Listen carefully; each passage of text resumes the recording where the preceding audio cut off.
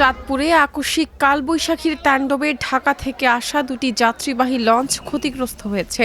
এ ঘটনায় অন্তত ১০ জন যাত্রী আহত হয়েছেন। প্রত্যক্ষদর্শী যাত্রী ও উদ্ধারকর্মীরা জানান, ২৫ মে সোমবার দুপুর ২টার পর চাঁদপুরে হঠাৎ ঝড়ের তাণ্ডব শুরু হয়। এ সময় চাঁদপুর লঞ্চ ঘাটে ঢাকা থেকে ঈগল ৭ লঞ্চে থাকা যাত্রীরা নামার প্রস্তুতি নিচ্ছিলেন। ঠিক তখনই ঢাকা থেকে ছেড়ে আসা আর এক যাত্রীবাহী লঞ্চ ময়ূর ২ নিয়ন্ত্রণ হারিয়ে ঈগল ৭ লঞ্চটিকে ধাক্কা দেয়।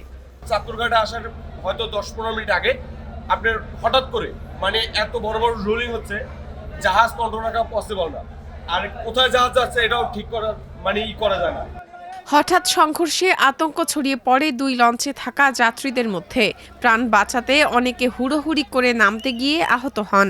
নারী ও শিশুসহ অন্তত ১০ জন এতে আহত হন বলে জানায় কর্তৃপক্ষ। স্থানীয়ভাবে আহতদের প্রাথমিক চিকিৎসা দেওয়া হয়। প্রত্যক্ষদর্শীরা জানান, পরিস্থিতি এতটাই ভয়াবহ ছিল যে অনেক যাত্রী সন্তান, ব্যাগ ও প্রয়োজনীয় জিনিসপত্র ফেলে দ্রুত লঞ্চ থেকে নেমে আসেন। চাঁদপুর নৌ ফায়ার সার্ভিস স্টেশন কর্মকর্তা রাকিবুল ইসলাম বলেন, ঝড় শুরু হওয়ার সঙ্গে সঙ্গেই তারা ঘাটে অবস্থান নেন। প্রচণ্ড বাতাসের কারণে যাত্রীরা আতঙ্কিত হয়ে দ্রুত নামতে গিয়ে হুড়োহুড়ি করেন। এতে নারী ও শিশুসহ ১০ জন আহত হন। আহতদের কয়েকজনকে চাঁদপুর সরকারি জেনারেল হাসপাতালে ভর্তি করা হয়েছে। একটা ৪৫-এর দিকে একটা ঝড় শুরু হয়, পাশাপাশি ঝড় বৃষ্টি এবং বজ্রপাত একসাথে শুরু হয়। তো এর মধ্যেই ঈগল ৭ লঞ্চ এসে ভিড়ে, আর পাশাপাশি যে ময়ূর ২ লঞ্চ এসে পটনের মধ্যে ভিড়ে। এর মধ্যে দেখা গেছে ঈগল ৭ লঞ্চের মধ্যে পেছন দিক দিয়ে পানি উঠে গেছে। এবার কারণে যাত্রীরা হুড়াহুড়ি করে নামতে গিয়ে কিছু পরে আহত হয়েছে।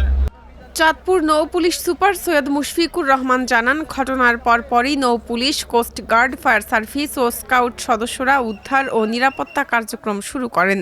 তারা আতঙ্কিত যাত্রীদের নিরাপদ স্থানে সরিয়ে নেন এবং দ্রুত পরিস্থিতি নিয়ন্ত্রণে আনেন।